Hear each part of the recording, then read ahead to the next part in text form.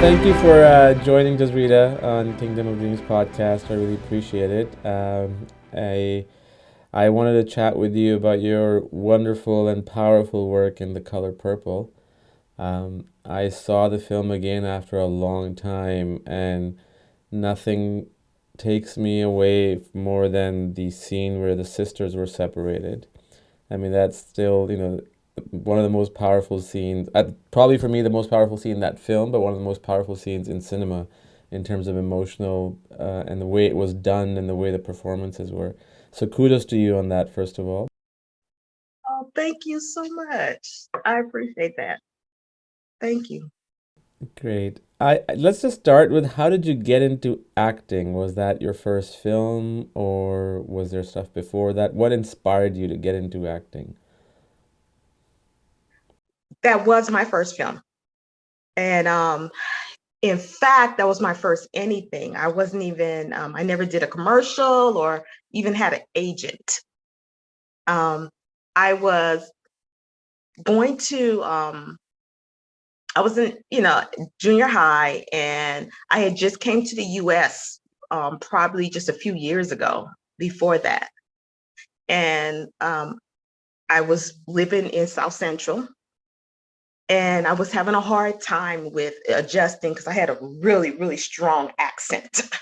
And I was being, like getting into fights, and it was a lot of drama just being over here, being a foreigner with a strong accent. And then I was coming into a very, very rough area. So I was going to school, and it was actually like an English class. This teacher had this one, she wanted to do like a dramatic scene that we was gonna read um, from some poetry, but she wanted us to actually act in it and do what she introduced to me was called ad lib. And I didn't know that at the time. So I got up in front of the class with another young girl, and I gave it my own interpretation. And we went into this dramatic scene where I started crying, I was angry, and the whole class, other people were supposed to, participate, but they watched our scenes for the whole class, and the classroom started crying, and everyone started getting emotional. And at the end of it, the teacher was like, okay, cut, scene. And she was like, you were fabulous. And I left there, like literally right after that class, I was like, I love this. I felt for like that 1 hour, I was like in another world. I didn't have food at home. I forgot that I was on my way home. I was about to have about 2 or 3 fights. This was just standard. Um, they was trying to recruit me for a gang. I was like, oh my God, it was so much drama. So, but for that moment, I was in another world. And as soon as I got home, I told my mother, and I was like, okay, so there's a thing called acting. I want to do this. Um, and I remember my mother saying to me, we don't really have the money for all of that, for the classes. But she said to me that um, as long as I ate at school, all my lunch, you know, breakfast, she could take that money and put me in an acting class. And Wow. I was like, no problem. So that was the deal. And that's how I got Wow. into acting. Wonderful. And do you think that moment, that when you first acted in the class and that all that emotion that came out, was that from a place where you were, from an unknown place or a known place where things probably weren't going your way, and that, not necessarily rage, but that despairiness or that anger or that trying to adjust into another country came out of that, do you feel? It sounds like I definitely believe that it was some kind of escape, um, because it goes further back. Once I did get The Color Purple, I had tons of family members that would tell me, on the island as a little girl, I have this memory where I would walk barefooted to the beach with my cousins. And I'm talking about, I've got to be like 5 years old. And they would say to me that you will always tell us one day you're going to be a movie star. I'm going to be a movie star. Wow. And I do remember this particular scene in my head, but that at the time was a way that I would escape certain situations, even back then. So I could definitely see that, yes, when the situation came, it was this moment of I could just, I connected to whatever it is. I went fully, I went in, I committed fully. And to this day, I'm just sorry, I gotta say this, to this day, which is crazy, even though I just came back into acting a couple months back, a week, I don't even say a couple months, about a week. But even during the time when I wasn't acting, I incorporated in everything. Like I would tell my kids bedtime stories and we would act. We would have court Mm. rooms, and every day it was like I still was constantly acting. And for whatever reason, I still was going to acting classes and acting schools and plays. And sometimes my teacher would be like, what is the purpose? And you're not, are you going to get back into the business? And I'm like, just love this. The purpose is I love it. I just want to keep growing. Like that was my moment. So yeah, I think there was a connection there. Yes. Wow. So it's a happy place for you. And where did you come from to the United States? Which was it another part of the world? Where did you migrate from? The British Virgin Islands. Okay. Okay. And how did you land Color Purple? Well, this one is, I say it's God, my story for that one, because remember when I told you earlier that I wanted to get into acting school? So my mother found this school called, you know who Molly Gibbs is? Marley Gibbs from Good Time, from the Jeffersons, I'm sorry, from the Okay. Jeffersons. He had an acting school in South Central, and I started going there. And it was very affordable and I was doing good, but I had like a little ego because I literally was like, I felt like I was the best one. I was like, I wasn't really learning a whole lot. I think maxed out my learning potential. I don't know how that sounds, but I was really cocky. I was feeling good. I was on top of it. And but it was still costing us. One day, my mother saw a newspaper ad for another school called Rainbow Connection that said free classes. So we was like, let's go here. So, but it was much further. So we went all the way there. When I got there, the lady, we did the interview and the audition, and she came back and said to my mom, I really would like to have her. I think she's talented. I think we could take her to a new level.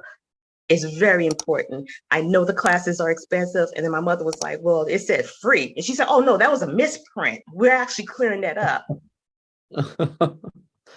And my mother was like, I can't afford anymore. But after that first session with that lady, her name was Joyce Sylvester. And this was now at Kim Field's mother's school called Chip Fields, called Rainbow Connection. I was like, that one session with her, I felt something different. And I begged my mother, I was like, no, like, I really want to, like, I'm grown. I want to do more. I could do more here. So we made a arrangement again, and where I would catch the bus, come there. And now it was like, you only got dinner coming. And I was so willing. I was so willing. I was like, I'll get a little job. I'll do whatever I got to do. I'm doing this. Literally, I wasn't even there for like a whole week or 2 weeks. And the Color Purple audition came up. And the lady, Joy Sylvester, said, I think your daughter can do this.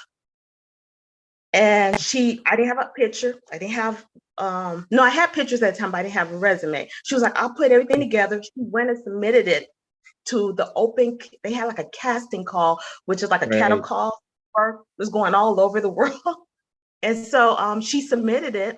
and they called me in. And when I say it was like a roller coaster after that, I mean, it went so fast, it just kept going and going. Now, here's the funny thing I never told no one. The other school that I left after I did The Color Purple, after I already got the role, went to North Carolina, went all over, filmed, did the role. I was now Celie. They called and told my mom, they was like, can you come into the office for a minute? We went to the office. We were standing there, and the lady said, there's a movie that I think your daughter would be great for. It will be playing the role of Celie's daughter, the young one. It's not much speaking role. You get to fly to Africa. It's like a one-line scene. And I was looking at her thinking, wait a minute, you're calling me to play the role, the extra role that I just cast? And so my mother said, she did get the role. She's Celie in the new Spielberg movie. And they was like, what? And I thought it was ironic. Like, I was so glad that I did transition at the time, that God did send me to, I guess, where I'm supposed to be. And that was just like, that was crazy that they called That me is for that. crazy. That is totally crazy. And when you got the part, well, before you got the part, what scene did you get auditioned for, or that you think allowed you to get that part? That's funny you asked that. I feel like you already know this question since I you do, but were. it's for the audience, right? It's yeah, it's probably the one that I like. So Spielberg, which I mean, to this day, I've never had an audition like he put together.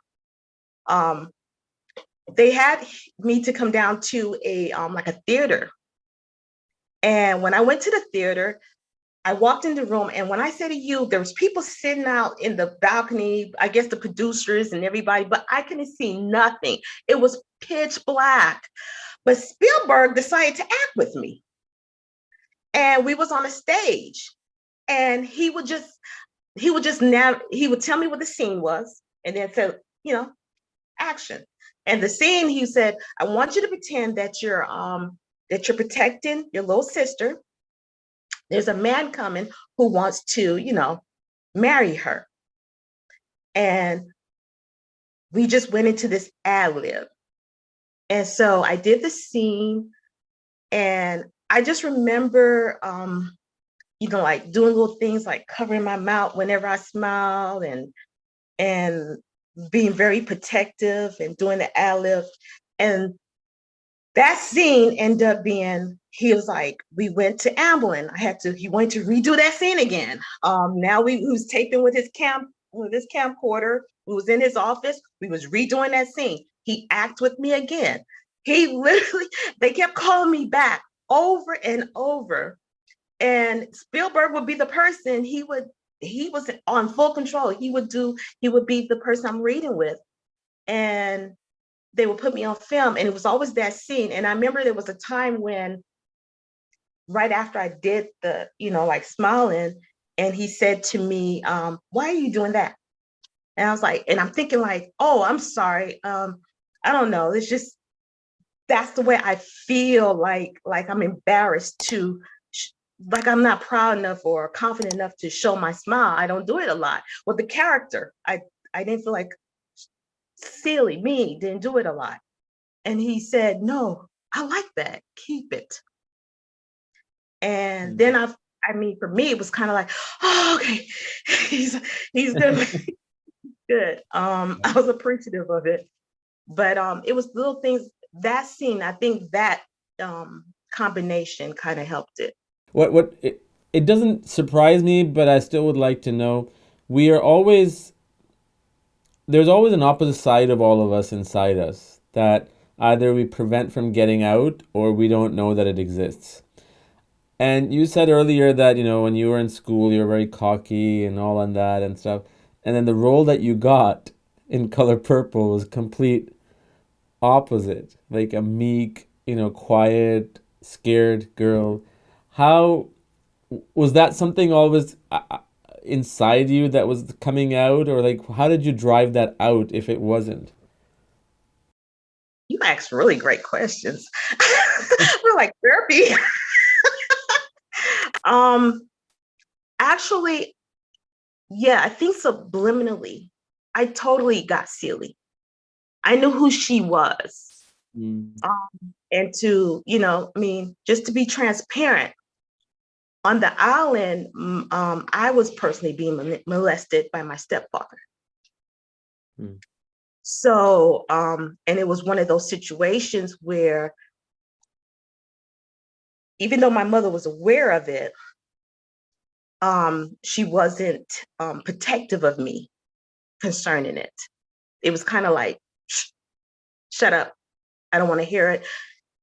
I have memories of if I brought it up to her, she ignored me. And that would be the day or that I wouldn't eat, or she wouldn't talk to me, or it would be something like she just would ignore that I said that. And she would then penalize me. Now that I'm older, I realize I was being conditioned to shut up, because that will be the day she'll call on the phone and she'll be call my auntie or someone and say, "Oh, Desreta just being so bad, you know." She talking so much, and she'll just start talking bad. And I was like 5 years old, and I could process the concept of like, shut up, So I dealt with it, accepted it. And I also believe that's where that part of me would go, and I would be like, one day I'm gonna be a movie star. I'm gonna be out of here. I'm gonna be gone. I'm gonna have a different life. I will go into that process for me. And I knew Mm. it was pretty deep because when I was on the islands, a lot of people don't know that for probably 6 months out of every single year, I would be paralyzed. So this would be, I guess, during the summertime. I didn't move in bed. The doctors didn't know why. My mother didn't take me, out. I just stayed in the bed. And for whatever reason, from my waist down, I didn't move. I couldn't walk. So food had to be brought in to me, or, like help me go to the bath. I really was paralyzed. And I think I disconnected something in my head. So when that role, when I read that character, I think unconsciously, I was like, oh, I know who that is. I know her. I get her. It wasn't that hard to process it. Well, sorry I brought up that question. I didn't mean to take you into a place where it's not that comfortable, but I now feel that, you know, s- your story is far more powerful than what's in Color Purple. Like just listening to you and what you went through. I mean, I can't even imagine. And then the way you are strong enough to talk about it and brave enough. I mean, it's not a lot of people don't talk about ever till, they take it to their graves. So I would like to say kudos to you for doing that, and I appreciate you sharing that. Thank you. Thank you. Well, I mean, I waited till I was an adult to share it. I'm strong enough. Yeah, but still, it's hard, even as an adult, because you're still being perceived by society or people around you, but it's not that simple. And working on Color Purple, one of the things I really loved, and I actually watched it again last week, and I observed something. So I knew I was going to be speaking to you. So I'm thinking, okay, the movie's 2.5 hours long, right? And I have seen it a couple of times. Like last time I saw it, maybe 10 years ago. Another last time was 20 years ago. And I'm thinking, okay, how much of a role do you have in this film? So it wasn't until a 30 or 33-minute mark when, it transitions into Whoopi Goldberg playing your character. And I love that, and obviously it's not surprising from Spielberg's standpoint, but had that film being made even today or 10 years ago, your role probably would have been like 5 minutes. You know what I mean? And that's what makes the film so great is that the attention, obviously the credit goes to Alice Walker, but the attention to your role being shown in the film for the duration it did, because I connected to your, nothing against Whoopi. I mean, she was phenomenal too. I mean, that's what it was introduced to her. She introduced to the world through that. But I connected to the young, Celie, as opposed to the older, more, for whatever reason. I have no idea. And what was the most difficult scene to film, not in terms of emotion, but in terms of retakes on the film, that during your process? This the scene where they were separating us, it was emotionally draining and it was physically painful. They patted me because they knew he was going to pull down the stairs, right? Yeah. And the scene I was supposed to hit every step. Boom, boom, boom. So they patted me. But within the first hit, boom, all the pads was gone. They adjusted, they moved away. And then I just was going boom, like two or three stores, boom. And it was so, on top of it, I was so emotionally invested. And the emotion then took away for the, like the pain I was feeling. But we repeated that scene. It was so good that it was so many different angles and different things they wanted to Yeah. get from it. We repeated that scene, and every single time, I mean, that emotion had to be like just like right there. So I invested every single moment. By the day we was done with that scene, I slept for like 2 days. I was just sleep. I was just in bed sleeping, just resting. I was out. Almost 2 days went by before I realized, damn, oh my God, I was so emotionally drained Yeah. and physically. That was definitely and one of my favorite scenes. I've got it, like one of my favorite scenes as well, That's because there's amazing. so, And yeah. if you actually take that scene by itself, right, from the moment you are going to be separated till you wave each other goodbye, or do that game, that if that was a film by itself, it could be a film by itself, because there's just so much. You don't need to know the context, you don't need to know any, you just need to know that two sisters are going to be separated, and that's it. And that's what makes so yeah, it's insane. And for me, in that scene, the most powerful scene was, the shot was when it cuts to a wide angle, and you guys run towards this, grab this little tree branch or whatever, and then you hold on to it, as if that's the only safety you have. And again, I can't stress this enough, just that the performances in there makes that scene. Even Danny Glover is, like, as mean as he is, his performance. Poor Danny. Yeah. Like He got it. and it's, I have seen so many Danny Glover's movie, right? Like Lethal Weapon, and there's so much stuff. But I forgot he was Danny Glover in that movie. That's how good he did. I actually hated his character, but kudos to his acting. You sound like everyone. I feel horrible when people come into my chats or comments and they're like, I hate Danny Glover to this day. I'm like, oh my God, he No, is no, so no. nice. He is, I he don't is I so don't hate I don't hate him. I like what I'm actually trying to say, I hated his character, but yeah, right. he's an amazing actor. He's an amazing actor. Yes. I would love to do another project with him before. I have like a couple of wish lists. Like I would love to work with Whoopi again and Danny Glover one more time. Like those two people, just I don't know. Well, But you worked with Whoopi on Sister Act, right? I did and didn't. Because that's what it says on IMDb, and Sister Act I've seen several times, and I can't recall, where were you? Was it cut out?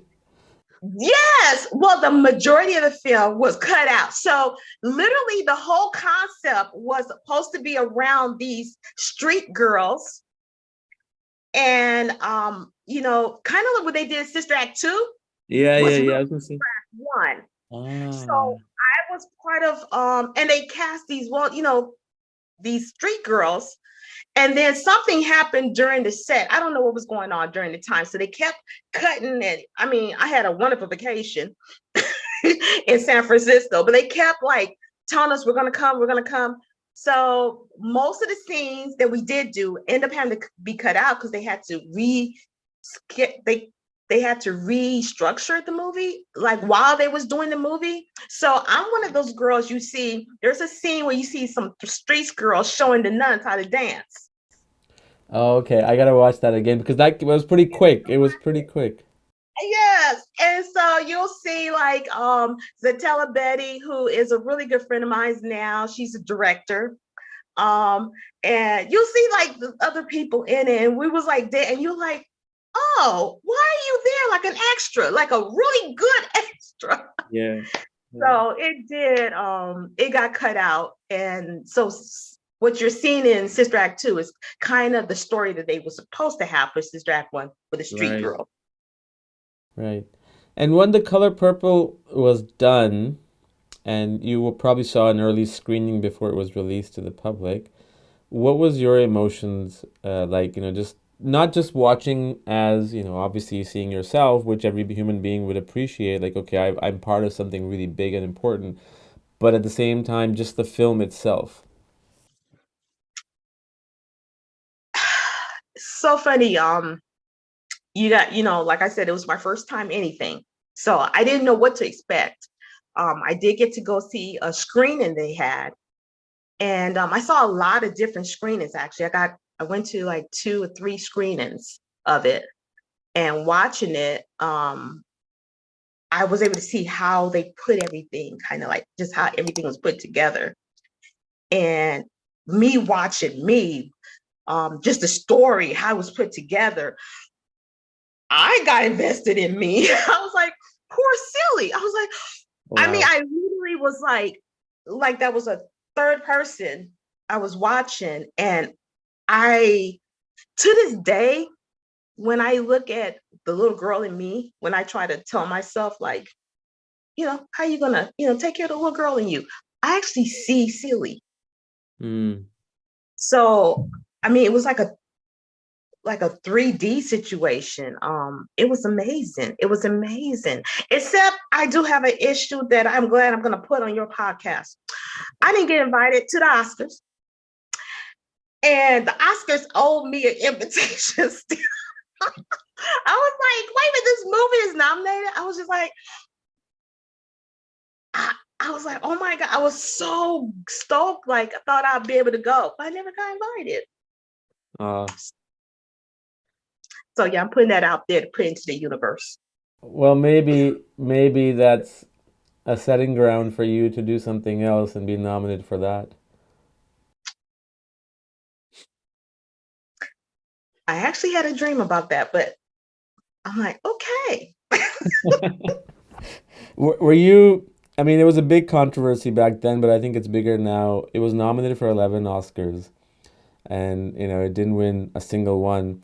Out of Africa, which was Robert Redford and Meryl Streep, took away pretty much everything. Man, Out of Africa was a great film, but you know, how did you feel at the time? I mean, I feel that at least Best Picture and Best Actress and Actress Supporting Actor should have gone to Color Purple, among other things, if that was to be picked. But what did you feel at the time? Did you feel anything being that young that why is this happening, or was it like just it's just regular thing in your world? Honestly, because I had no idea of what to expect, because I wasn't from the like Hollywood and the Yeah, standards.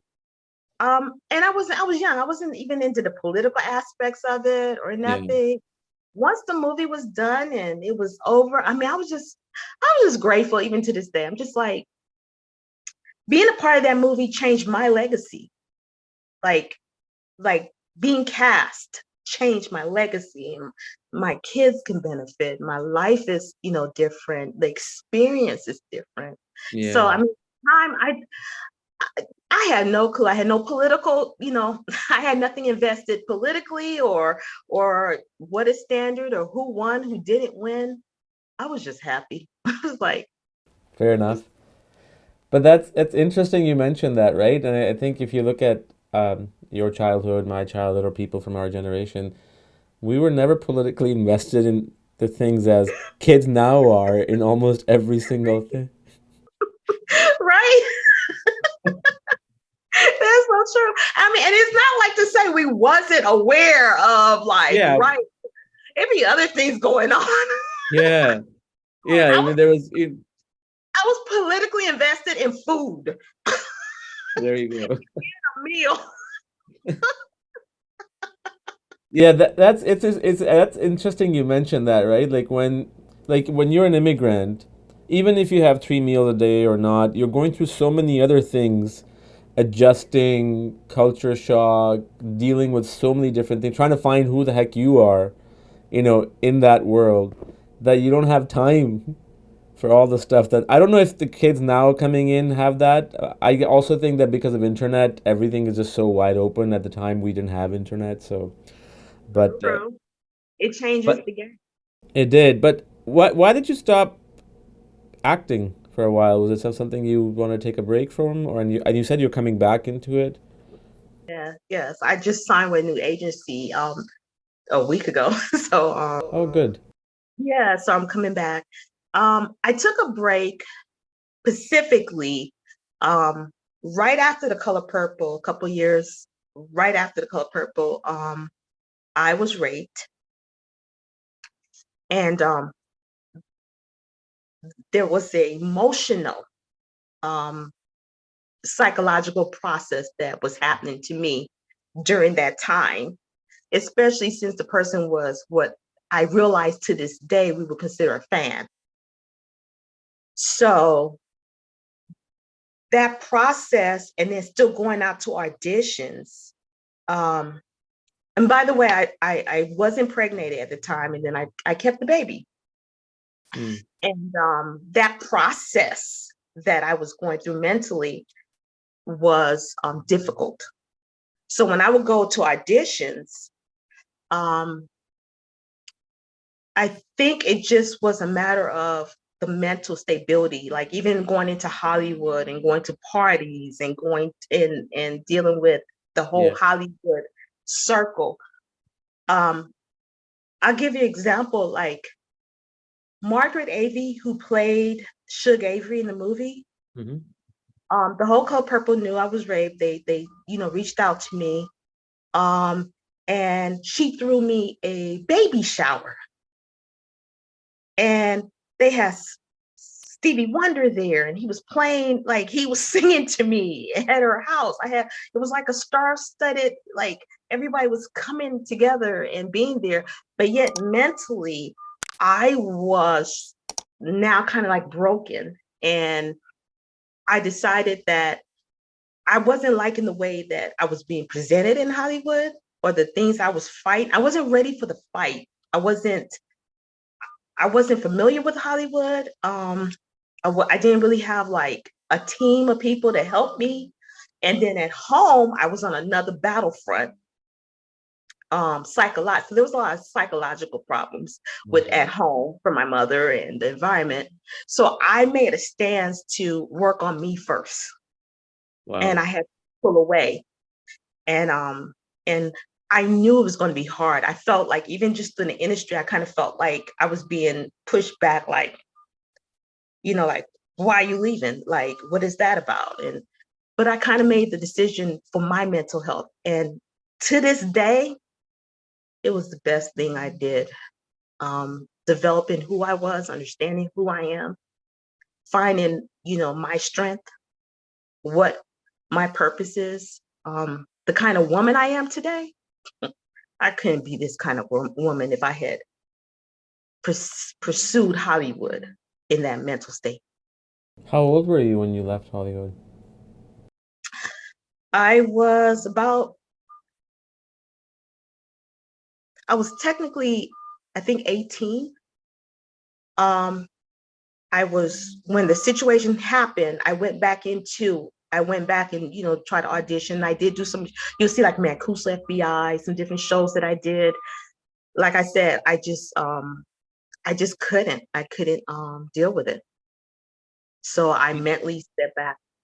You know, that's actually quite mature of you to be at 18 and to let go of something that, you know, at that age we all, I shouldn't say we all, majority of the people in that age would love that kind of bling, that attention and that, you know, that feel. For you to do that at that age, bravo.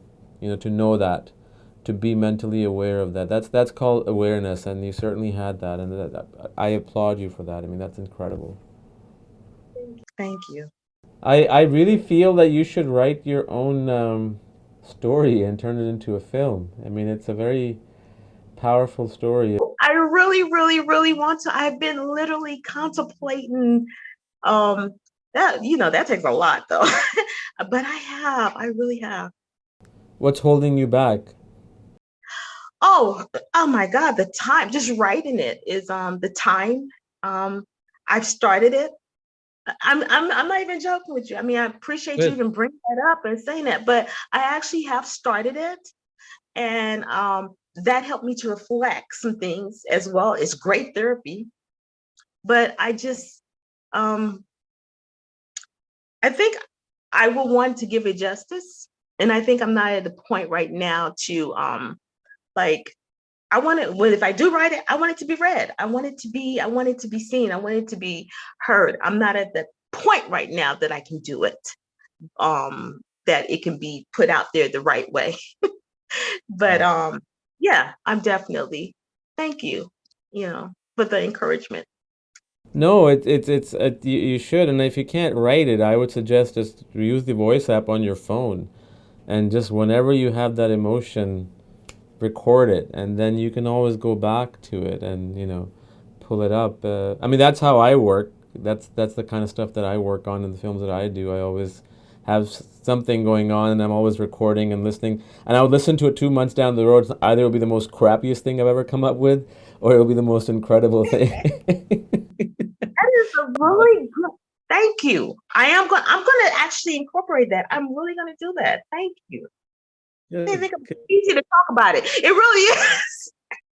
No, yeah, no, it's phenomenal. And now that color, do you know about the new Color Purple that's coming out this year, right? Yes. And are you excited? It's a musical. I think it's a different way of Spielberg is producing it, but are you excited to look see it? I don't know if I'm excited to see it. Scared? I mean, I'm be totally honest.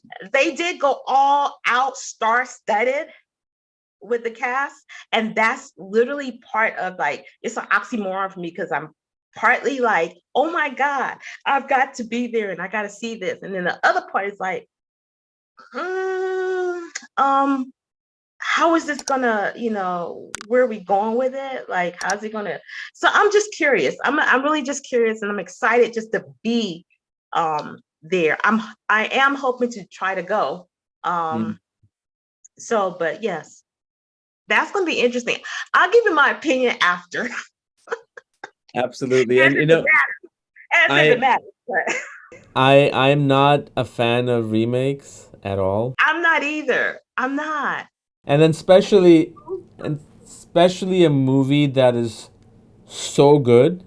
You know, it's one thing that you take a movie from the 50s and the 60s, which was really badly made, and you try to, up it, sure, but Color Purple is like remaking Schindler's List or E.T. or, Amistad, like those films that are just so powerful.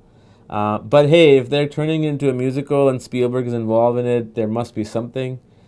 I was going to say that because I'm going to be totally, I'm way too honest for my own good. I was a little concerned about West Side Stories Yeah, because that's same here. Yeah. when I saw it, I was like, okay, Stephen, okay. I loved it. I was like, so because of that, I don't know. This might be, definitely, I mean, that just by who's doing it, you got Oprah and Steven, and you have a phenomenal cast. I mean, like, I can't wait to see these people and hug them my damn self. I think it's a phenomenal cast.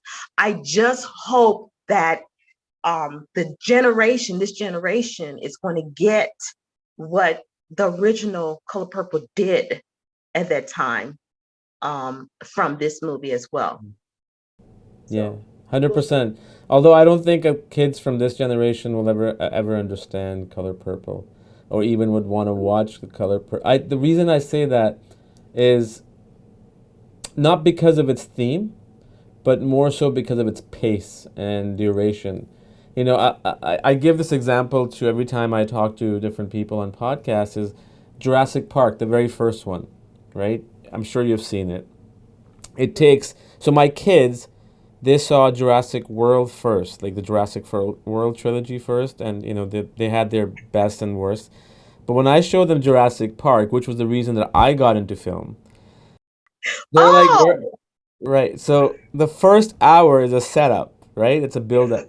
So they're like, where are the dinosaurs? oh, that's too funny. I mean, they're right in a way because nowadays a lot of movies, yeah, you have to get into stuff. Like even when I'm making a film, any film that I've made, I have to keep in mind that I have to hook the audience in the first minute and a half, 2 minute, or you lose them. Yes, yes. You know, I heard that's what something Spielberg used to say too. I heard that his whole thing was within the first 2 minutes, Yeah, the audience must be invested.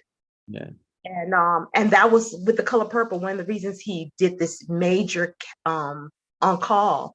So I'm actually flattered that you know I was cast. Yeah, Um, no. so yeah, so that's true. Within the first 2 minutes. Well, I think your agent said that you have 45 minutes, so it is 1:45 or 11:45. Sorry? As they keep flashing minutes to me, like No, this was I have done about 25 or 26 of these. This was the most open conversation I've had, and I appreciate you sharing some of the most deepest personal things. It was a pleasure talking to you. thank you. It was a pleasure talking to you. Bye. Bye-bye.